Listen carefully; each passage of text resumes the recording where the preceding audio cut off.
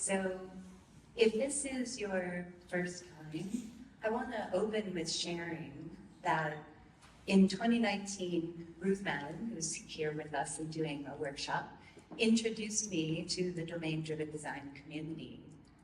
Nothing in my career has had more positive impact than this community.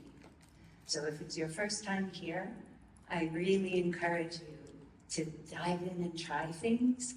There's so much to learn. And also, it's just pretty awesome. Yeah? So I have been very lucky in my career. Decades ago, we'll leave out exactly how many, decades ago, I happened to join in with a group of people doing professional services who were often invited by organizations to solve a problem that was really hard or really new. And that my career has pretty much stayed in the realm of transformation, in the realm of working on change.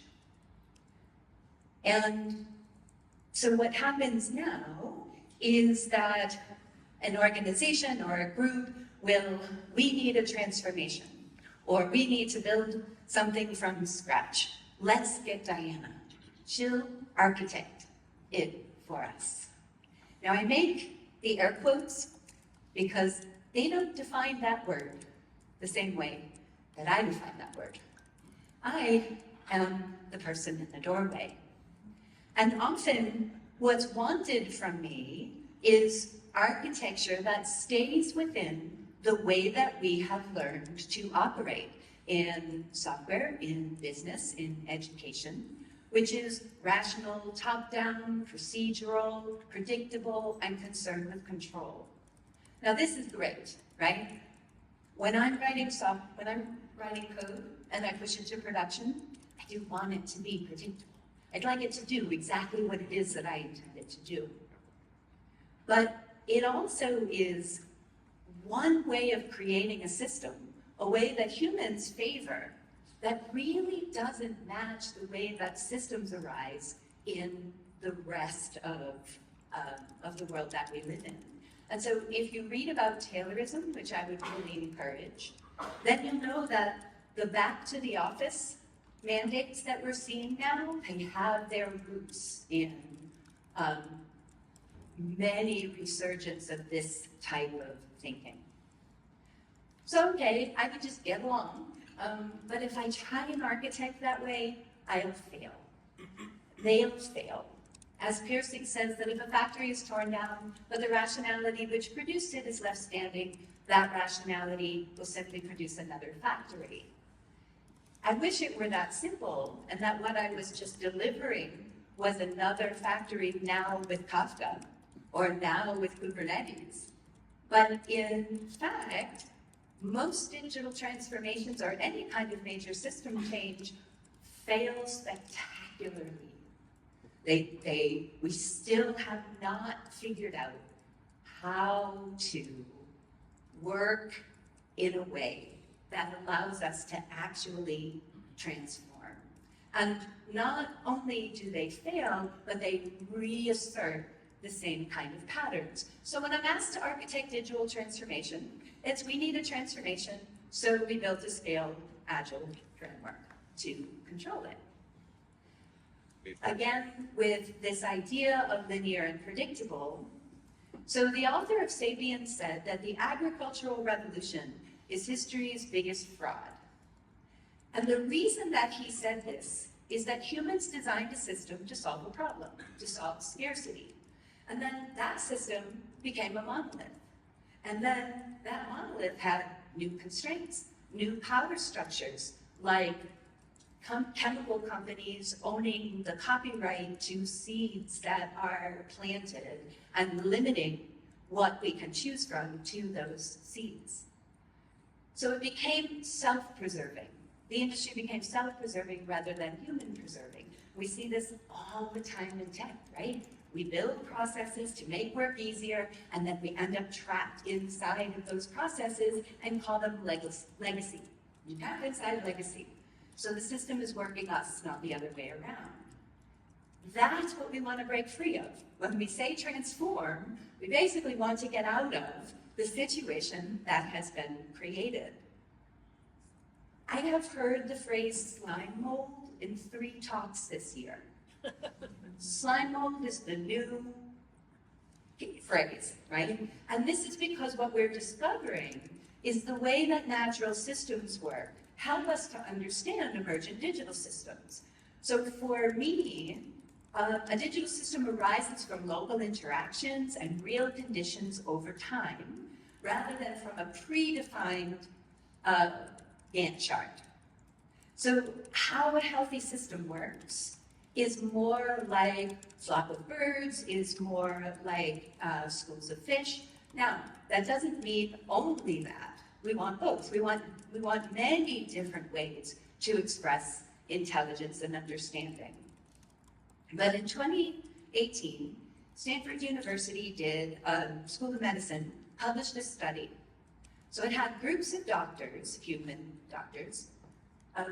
When I looked up more about it, AI added that, human doctors, which is a little confusing because I'm pretty sure the birds don't, but maybe birds do. So when they're connected together by a real-time swarming algorithm, they could diagnose medical conditions at a substantially higher accuracy than the traditional method. The traditional method is give your opinion, asking other people for their opinion, and then figuring out what to do. So we're seeing some proof that these types of changes actually give us better outcomes. So here's going to be the biggest challenge of Diana's Come to Architect, We Need a Transformation. The call is coming from inside the house. This did not make me popular in meetings. It is a challenge to figure out how to make this visible. So Deming says that every system is perfectly designed to get the results it gets. And in system science, we use the iceberg model to describe this, that visible events at the surface, whatever it is that's causing the desire for change, they are being, that experience is being reinforced by patterns that are reinforcing it in the system, by structures, like the way we hire, for example, is a structure in tech that we end up experiencing downstream. Maybe it worked, maybe it didn't, but we often don't connect them. And our core mental models, right? We built what we thought was the best idea at the time. When things change, though, we're not great at changing those mental models to adapt to the new situation. So to some extent, and I'm sorry to everybody who wants to just implement Kubernetes, architecture is Kubernetes, you should go do that. If that's what you want to do, I am with you 100%.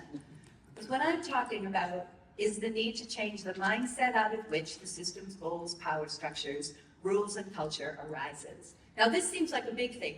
This sounds like I'm talking about migration, where we're going to lift and shift over 2 years, something on-prem, put it in the cloud, it's going to be just as tightly coupled and look exactly like it did on-prem. That's not what I mean. There are small changes in the mindset. The trick is to know which ones. That's the hard part. You're not changing everything. You're just changing something. So we think that we know what needs to change. When I come in, I am told we need microservices. Why? Because we don't have microservices. So here's the challenge. That is a normal human condition, and there is no avoiding it. When human systems, human thinking systems, are confronted with complexity, we blame.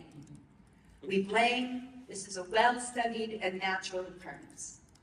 We blame the users. We blame other teams. Engineering, product blames engineering. Engineering blames product. Everybody blames architecture. We blame the monolith, which we call the legacy code, but they're really the same thing. We blame Agile. Apparently Agile is responsible for climate change now. Over the last 10 years, it's kind of shocking to me how canceled Agile has been. Although I don't think we mean the same thing when we use that word. We've always blamed leadership. My new personal favorite, which I have adopted in my professional life, is the deep state.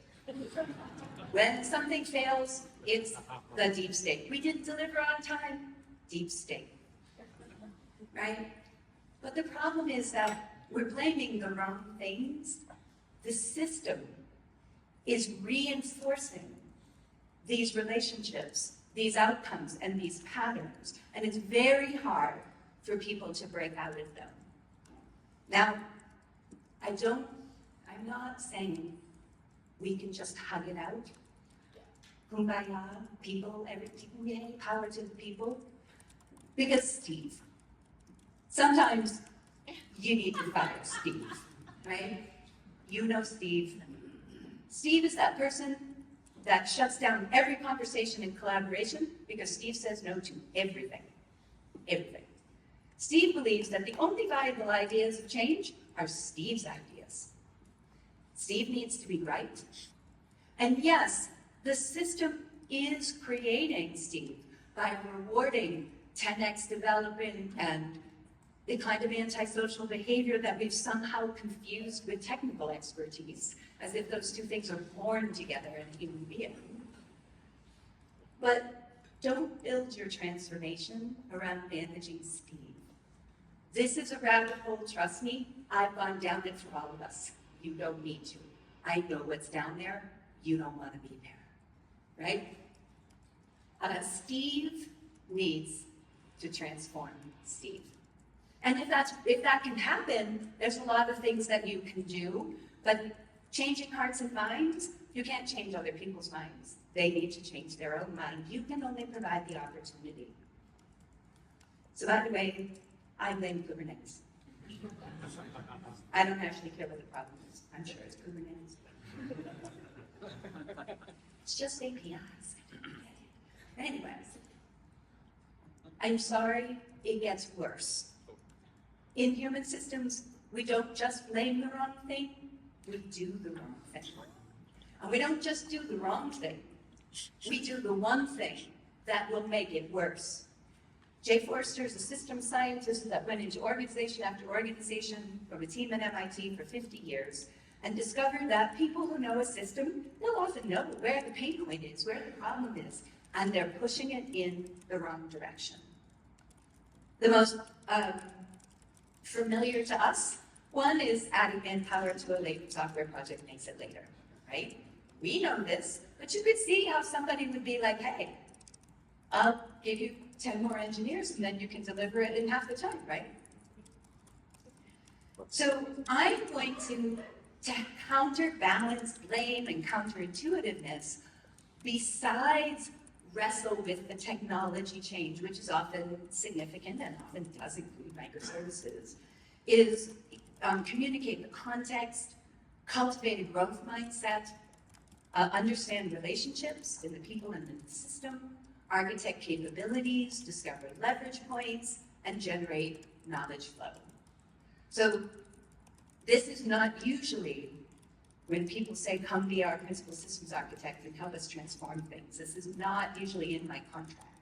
I've tried to figure out how to get it in there, and I have not succeeded yet. So the first one is understanding the context, right? You're not going to architect transformation if you don't have a shared context for what it is that you're aiming for. So delivering impactful outcomes depends on the shared context. How often have we improved the system only to have the problem shift? So here we have cat butt in meetings all day, also types when I'm gone. So I solve the problem from my own context, really comfy cat bed. But that's not the world Alita lives in, right? And so you're going to kind of keep going around and around and around. And I can tell you this unfortunately, from very deep experience. Spending a year trying to understand transformation, people were just going off in all different directions, like it was boiling water in their atoms. So I gather the C-level, VP level to do just what's the core domain? FedEx, fast package delivery. Therefore, we're going to prioritize the things that improve fast package delivery. Maybe make it faster.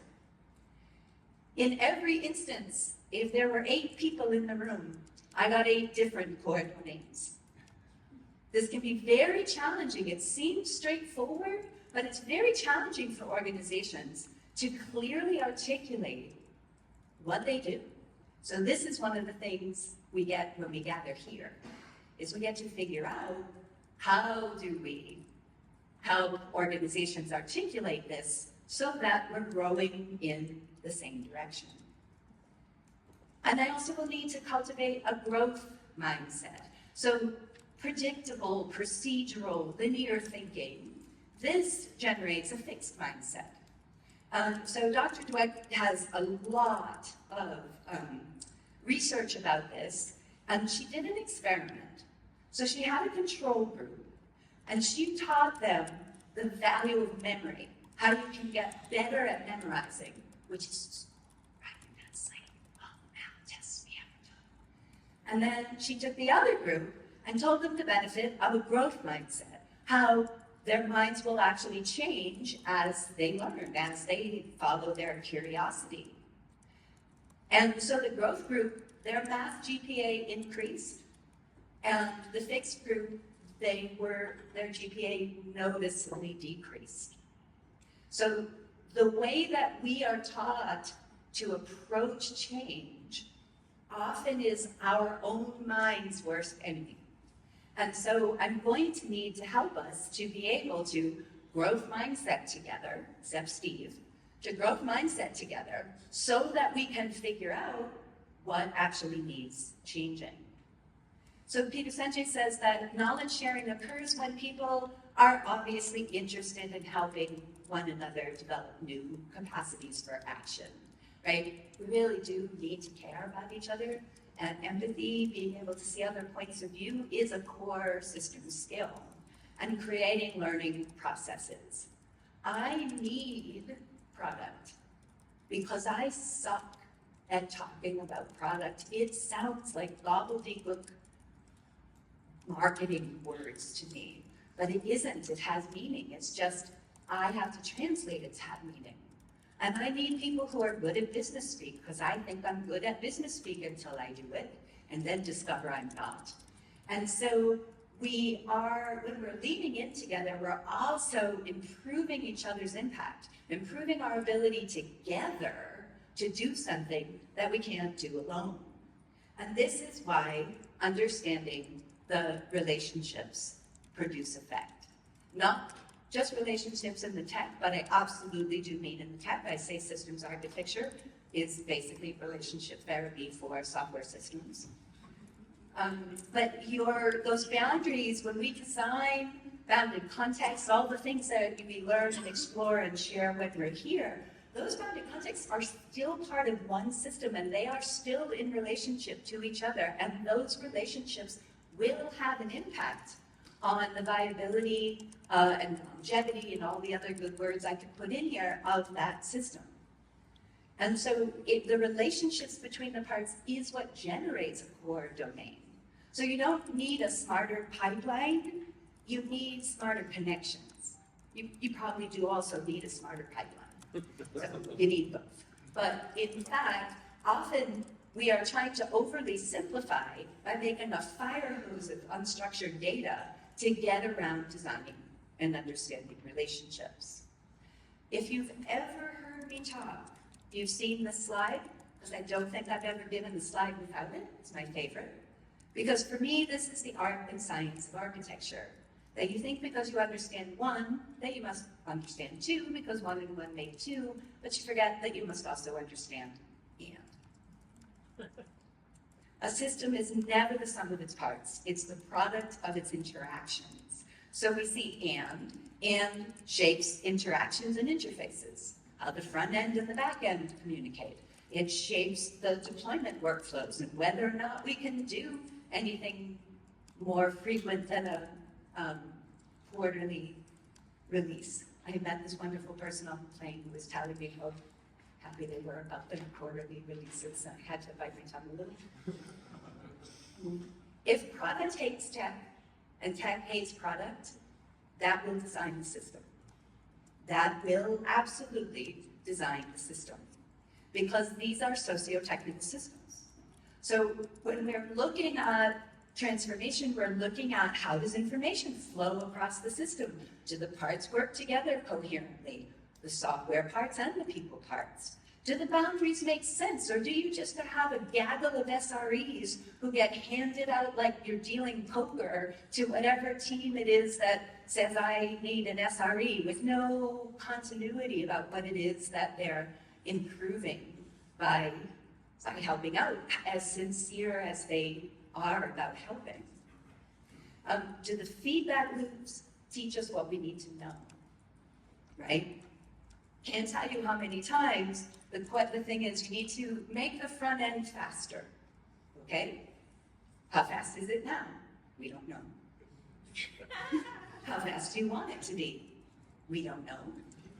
Well, there was an article that said it should be under 0.2 seconds to paint or whatever. I'm going to show my ignorance about front-end metrics. But here's the question. What's negatively impacted by the front end's slowness now?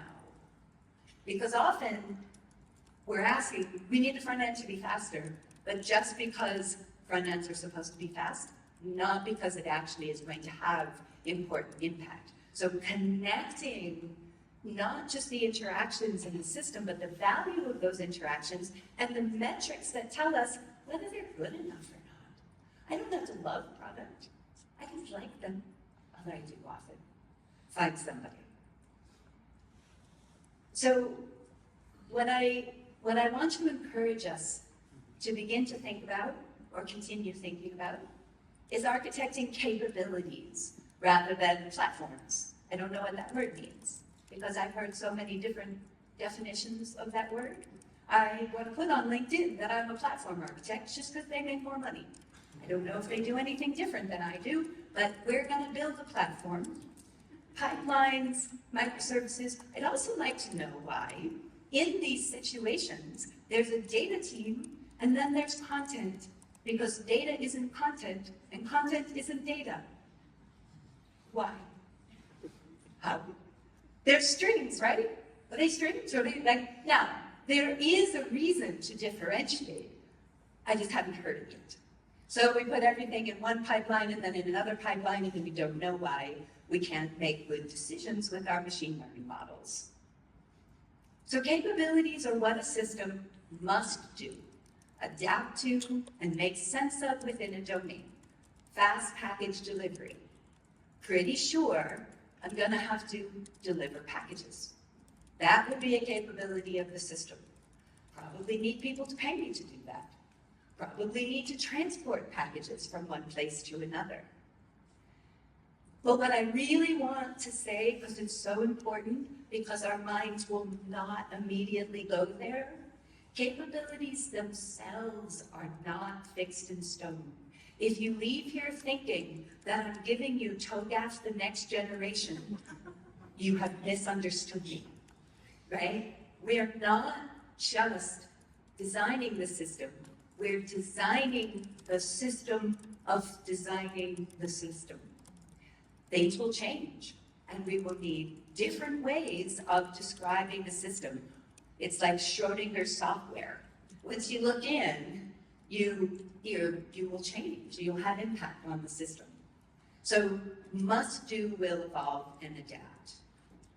So transformation doesn't scale through procedures and pipelines.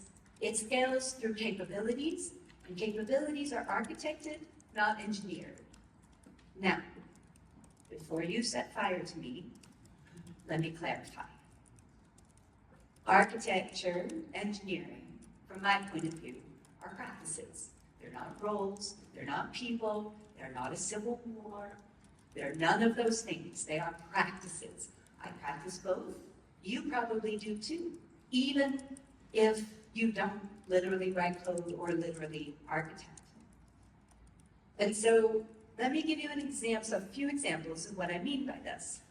So often, the engineers would be asked, implement the new payment systems within 6 months. Here's your Gantt chart. We've already figured out this is possible. No, you didn't estimate it, but we know. Here, go. And the outcome, right? My product partner, who would be brilliant and wonderful to help understand that what I'm architecting is reducing costs per financial transaction by 20%. Right? That's what we're trying to do. So the capability would be process transactions. Now, even as I tell you what the capability would be, you might want to argue with me, and that's totally fine because we're making this up. We made up Agile, we made up Kubernetes, we made up domain-driven design. Eric made that up, and we made it up. So we can make up how to label capabilities. This is my way. So the capability here isn't changing. Still processing transactions, we're just doing it better. So I would argue this isn't a transformation. This is a change. This is an improvement. This is important, but it's not a transformation. Migrate the pipeline from Jenkins to Circle CI. And why? Why? Because Circle CI is awesome. Jenkins sucks. So reduce developer toil on pipeline maintenance by 50%. Right? This is a fancy way of saying we have to maintain this stupid thing all the time, and we're losing a bunch of time, and that often happens in our test systems as well. And the capability that this falls under is deploying updates. We are already deploying updates. We're improving our ability to deploy updates, which is great and important and does need to be both engineered and architected. But the capability, in this case, also hasn't changed, right? Decouple the front end from the back end. Now, when the engineering teams are asked to do this, there is the thought that this is the same as the previous two. Same thing. Same thing, we're gonna Circle CI. Now we have a React front end that we won't build components in, and we'll tightly couple it to the back end, and we will just make Diana's life a living hell. So the goal here is to publish new content to 4 products or platforms. I made up 4. I'm really bad at these outcome things. This is why I need smart people like Elizabeth to help me with these kinds of things. So I picked 4. But basically the gist is, we don't want to cut and paste. We have a whole team of people cutting, pasting, cutting, pasting, cutting, pasting. We don't want to do that. We live in the digital world. So this capability is distribute content. Now chances are very good. This is a new capability for this organization. If the organization has been publishing and publishing pages, they wouldn't have distribution. Or, and I've worked with a few organizations like this, they don't use that word anymore because that's what they meant when they put newspapers on a truck. And that the idea that digital distribution happens now hasn't caught up for a lot of organizations, right? And so in this case, there's going to be some transformation, some deeper architecture to do, because the entire mental model, the entire mindset is going to have to shift, more so than improving how we deploy updates. So in these cases, in all of these cases, I'm looking for leverage points. And now you might think, I've already told you what they are. Because didn't I do a great job? I told you what the engineering team is going to implement. I told you what the business goals were. I told you what the capability is. And it is actually a capability crucial to that system. So let's see. So a leverage point is a place within a system where a small shift in the structure or behavior or mindset can produce significant lasting change.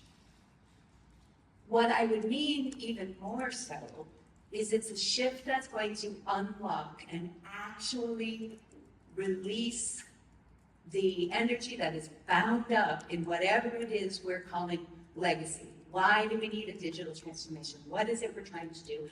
and the call is coming from inside the house. If the system could do it today, it'd be doing it today. So we need to figure out why it's not. So remember, implementing the new payment system and reducing financial transactions. The leverage point might be reconcile transactions across bounded contexts. So here was the pain. The payment processor says paid. The ledger software, or maybe it was an Excel spreadsheet they wrote to, says unmatched. And the order system says pending. And then there's a bunch of manual intervention and support tickets, refunds, and delay penalties. And then a vendor comes in and says end-to-end integration. You're going to get support for Stripe and Apple Pay.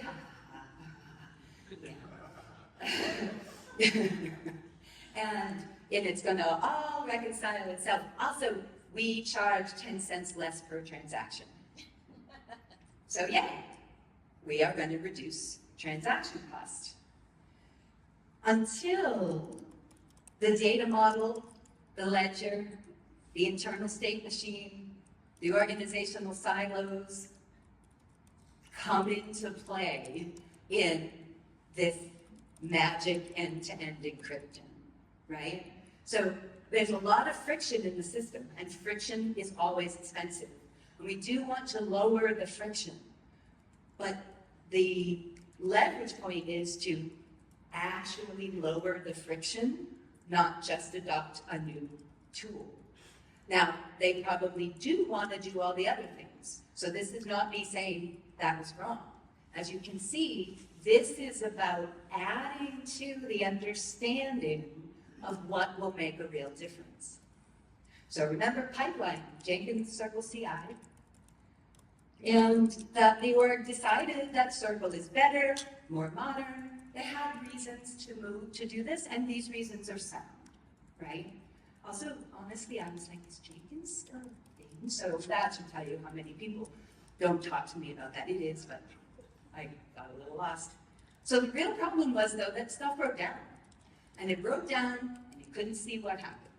And so when stuff broke down and you couldn't see what happened, the organization set everybody on fire and woke them up at 2 o'clock in the morning and made them fix it. And now, of course, they want to stop this from happening, but the flow couldn't recover itself. So if they move from Jenkins to Circle CI, but they don't make the pipelines observable and self-healing, they're going to have pretty much the same problem when they're done as they have now. So this is if the factory is torn down problem, right? And we have rebuilt the same factory many times in our career, sometimes because we don't know that's what's happening, often because that's what we're asked to do. So decoupling the front end from the back end, which I cannot tell you over the last 15 years how many people have said to me in a very casual, won't this be fun kind of way. So here's what I've seen over and over again.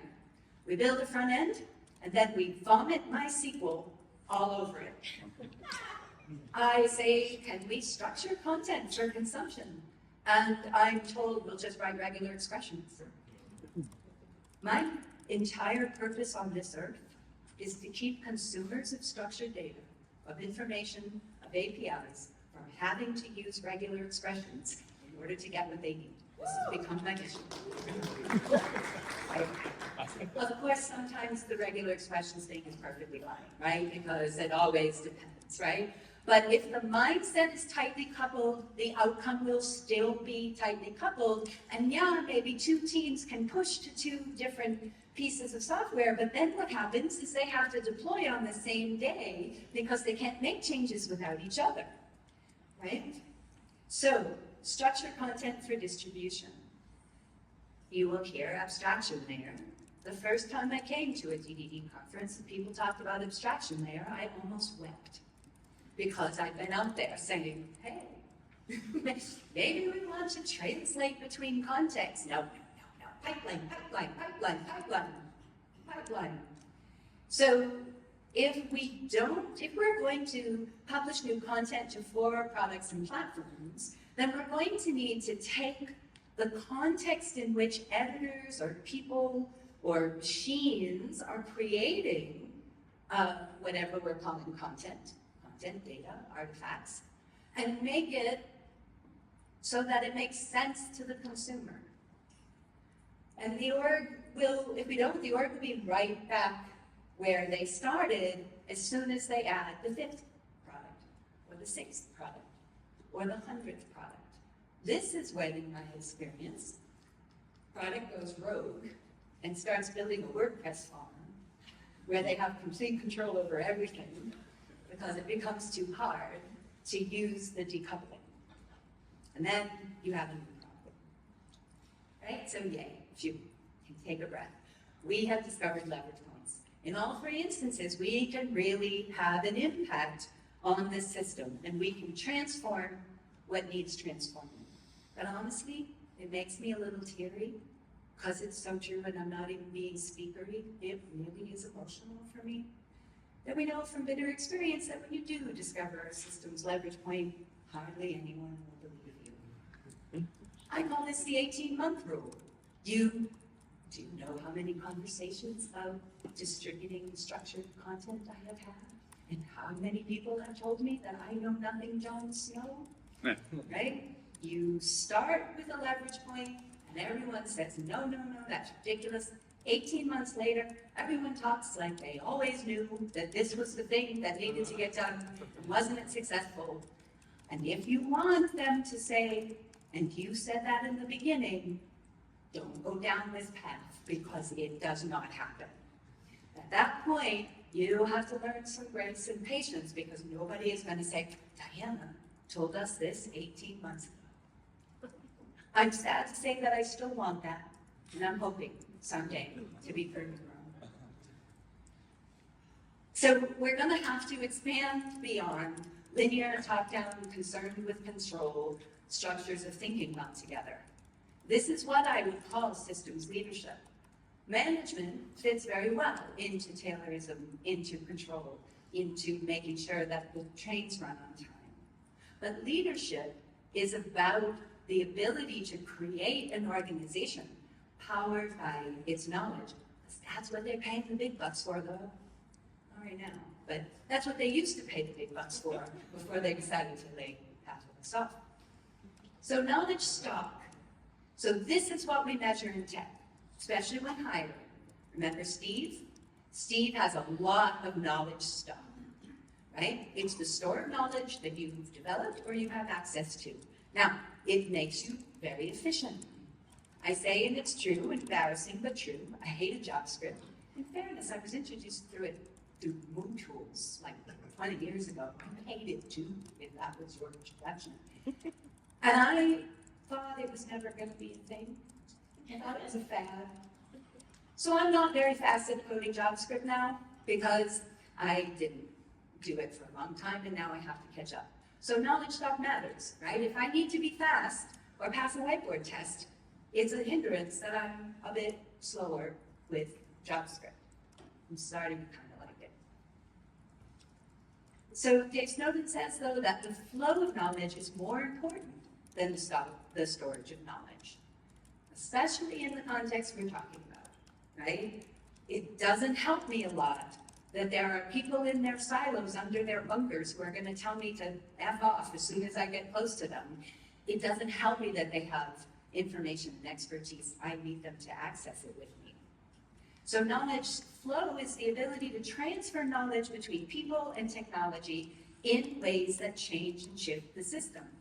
So my JavaScript skills, my knowledge stock, the question is, what positive impact do I have with those skills?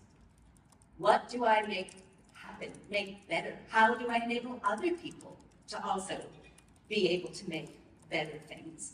Knowledge flow increases our effectiveness. And when you're talking about transformation, sadly, we've kind of missed the understanding that effectiveness is really the core thing. The change is important, but effectiveness is most important. So in systems, everything is intertwined. So Teddy Nelson was a pioneer computer scientist, he coined the word hypertext, and he coined the word hypermedia in the 1960s. So the ideas that we had for the web, very different than where we are now. That he didn't see digital media as a publishing platform, he saw it as a networked knowledge system, meaning that he foresaw a Google Knowledge Graph, linked data, semantic web, domain-driven design, and ubiquitous language. That would have been part of what he would have wanted to see. And tools like Notion and Rome and Obsidian and graph databases, he suffered a lot of flack, as did the early developers of the internet. They were all, this is a knowledge graph. That was the goal. And instead we got, if you've seen the show Weeds, the opening song is little boxes on the hillside, little boxes made of ticky-tacky. That's the internet. Boxes of WordPress. Now, this is fine. This is not a bad thing, but we never solved the original goal of this knowledge system. And yet, it's kind of happening anyway. So when we're designing knowledge flow, we're not interested in opinions. Remember the doctors and how much more effective they were when they were engaged in knowledge flow rather than sharing knowledge stock. Instead, we're synthesizing knowledge, experience, and sound judgment, our own and other people, into recommendations based on valid reasons. In other words, if I'm going to share some knowledge with you, I'm going to show you how I came to that conclusion. Why does it matter? What relevant experience might I have? And then that's what we can talk about, right? Not Jenkins, Circle CI, Jenkins, Circle CI, you're right, I'm wrong, you're right, React, Agile. I watched a team fight over Vue versus React for 2 years. 2 years. And then it was another 2 years before they made one build step. So we kind of fight, we're fighting the wrong thing when we're sharing opinion. Instead, the question is, what are the reasons that convinced me Vue was the right solution in this circumstance, in this context? How did I come to the conclusion? Circle CI. And now we've come completely full circle. This is why they need a transformation. Because those companies that don't adapt to understanding knowledge as a force of production, what's in production, if not our knowledge? Pretty much what's there. Will slowly die, and they'll never know what killed them. This is what we mean by legacy. This is why we're trying to keep up. So, knowledge flow is exactly what's being asked for, while asking me to make a North Star architecture model that shows the engineers exactly what they're going to build. Like I know, one, like they're going to listen to me, two. I don't want people telling me what to do. These are adult people with a lot of expertise. I'm pretty sure they don't want it either. So how do we come to these together? Here's the thing. Because you knew I was going to say this at some point. It depends. And it really does, right? Something that works for me might be completely the wrong thing for you. That's the sad, happy part about architecture. We get to figure out what it depends on. That's really what wisdom is. Wisdom is figuring out, what does it depend on? What really matters? But I'm going to give you one tiny baby step, and we do not have time to dive deeply into this, so I'm going to give you a little taste. And if you want to put hands-on with this, see some examples and maybe build one together tomorrow at the open space, totally happy to do that. Have coffee, dive in. So the true system, the real system, is our construction of systematic thought itself, of rationality itself. So a knowledge repo, as I'm going to describe it, produces something. It's a development instance, so to speak, a space where you can practice knowledge flow architecture and, our actual architecture. We both architect the repo and work within it because that's how systems work. So I'm sorry that we've ended up in a paradox, and maybe it's a frustrating one, that the need to practice knowledge flow, you need to practice knowledge flow in order to figure out how to practice knowledge flow. It's a chicken and an egg thing. But there are some places we can begin to experiment. Warning is that I've been doing these experiments for 10 years, and I'm still pretty early in it, so this is not a quick fix, but I think we know each other well enough right now for you to know that I was not going to offer you a quick fix. So, how do you intertwingle by design? And a couple of things, practices that you can try and bring in to the way that you cultivate knowledge flow is building a knowledge map using capabilities. Every organization I've gone into, and if Chris is here, we've had this conversation as well, where can I go to learn about your system? Cricket, cricket. Cricket, cricket. That's why, like, if Nick's been there, then there probably is one. Sometimes, it depends on who's entered the thing. Well, not if you've been gone for 3 minutes, then it's probably not there anymore, because go back. My joke that's not a joke is the end of every transformation story is, and then we rewrote everything in PHP. So, intertwingle by design. Can I see the collection of capabilities that serve this domain? And can I click into those capabilities to better understand how they work and what they rely on? And I do not mean a UML model. If that's in your head, get that right out of your head. Let me fill it with something else. Also, interconnecting knowledge to make it naturally discoverable. Again, with the map idea, that if I want to understand something, I can look at, okay, I'm publishing an article and I want to know, what the button was supposed to look like, or what decisions have impacted this, or what constraints are impacted this. As much as possible, you want to make that a pretty natural navigation path. Develop evolving structures, so I already focused on this, right? Where I'm, again, with the not TOGAF, the next generation.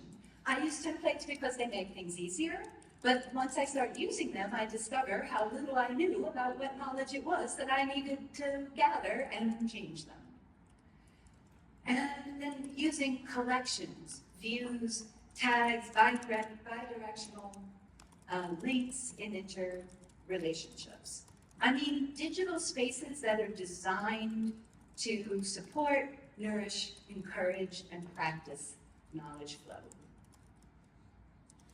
I really want to talk to you about knowledge graphs right now because that's what I need. I so want to talk about knowledge graphs. I want to talk about edges. I want to talk about meaningful interrelationships. I want to tell you, because I think it's true, that the universe, the foundation of the universe is an information graph, a knowledge graph. Unfortunately, my understanding and the technology isn't there yet. And also, it's totally unfair to you because I'm trying to do it just for my own system, and it's a lot of work. It's really fun. So if you would like to do this insanity and build your own UIs on the front end and the back end, I highly encourage it. Get in touch with me because we can geek out on it together. But that is not going to work for most organizations. So the fallback is collections. Collections of documents or artifacts. This is the basic gist, right? That a capability is a collection of artifacts describing the different capabilities, and it acts as a harness for you to be able to surface through views the things that interdepend or intertwingle with it. So, I think we've talked enough about the knowledge map with capability, and it's the collective ability to achieve a particular thing. So the foundational document might look something as simple as this for now. A short description of what it does, and then the sub-capabilities. Sub-capabilities would look exactly the same, they just have a parent, right? They're related in a parent-child kind of way. So process transactions might be when a payroll is initiated, complete, and reconcile it. Some of the sub-capabilities that we'll need is, accept payment, validate payment, notify the payee. Now, I've tried to go off and do this on my own. Don't do that. You definitely need cross-functional work with this. Like, I need people who think about the product, or somehow Kubernetes is going to end up on the capability level, and it definitely doesn't belong there, right? I will get distracted by the system. And then you can get as crazy or not as it makes sense to in your context with related collections. For every capability, there will be people who are relying on it. And wouldn't it be amazing to be able to go to a space where you could see the personas in the system and what permissions they have? Like, I can tell you how many problems that would solve if I could have gone to a place like that. And I'm not talking about making it somebody's job to sit down, hate everything, and type it all in, right? I'm saying that as knowledge flows, you begin to naturally create these collections. If you're basing a decision on information about what editors need, put that in the collection of information about editors, so the next person doesn't have to go digging with it. Or if it changes, they can tag you, and you can have a conversation that will just happen organically. So you can start simple with just interrelating people with, I went back here to the distributed content because that's the one that's actually transforming. What are the personas involved? Then you can, and this is really necessary in this particular context, which 4 products and platforms? So what do we know about them? What is their role? What do they do? Is there a brand guideline? And again, this isn't just adding a whole bunch of writing until you want to puke. This is just a link to the Figma file. Like, you definitely do not want to overcomplicate. And you definitely, though, want a glossary. If you don't know that yet, you will by the end of this conference, because it is a core tenet. Ubiquitous language is a core tenet. If you get in a meeting and have a fight about what Agile means, put it in the glossary and try and actually resolve that question. Now, these might be in different contexts. It would be very interesting to know that one team uses a word to mean a summary, to mean one thing that another team says abstract for, right? And then you can integrate the system things. What are the constraints? What are the fixed constraints? If they're related to this collection, it's a click of a button to relate them, and you have a view that shows constraints that are relevant to distributed content. Principles, heuristics, what are the events that are involved in this? How does information flow? So models, you're not doing anything extra when you make knowledge flow. I'm not saying go do all these things. You probably have to do them anyway to figure out how to build this abstraction layer. When you do, design relationships between it so that it can evolve over time. And then we have the usual things, what are the tools that are involved in different products and platforms, how-to guides, how do you get your local dev instance, PRs, and the code. You can get super fancy, you can have budgets, linked to budgets and teams, or not fancy enough, not anywhere near this fancy. It's totally going to depend on where you're beginning, what brains are you feeding, and what do those brains need? My last project, I got to build the team myself. I got to pick everyone.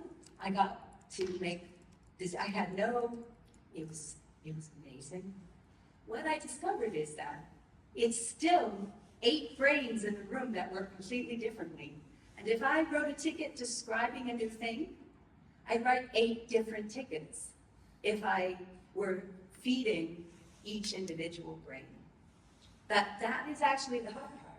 Knowledge flow and context is about the integration of our different contexts. That's hard. So views and filters. Again, I love to be saying graphs, and then you can make dynamic queries and GraphQL or whatever it is you're going to do, but usually not. Right? I use Notion. I have problems with Notion. I'm not recommending Notion necessarily. It just let me do what I wanted to until I tried to get content out of Notion.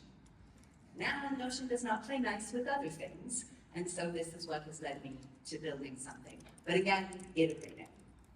So very quickly, don't get stuck in concrete, and B, meaning don't make a template, concrete that everyone has to do, and be creative. If you do a whiteboard, just take a picture. Put a picture in. Like, this is not about adding labor. So I'm going to, I know we've gone a bit over time, which I had told Paul that would probably happen, and we agreed that it would happen. I blame Paul because he talks for 10 minutes, so I reclaim my time, sir. So I'll give you some examples of an activity. An engineering swarm.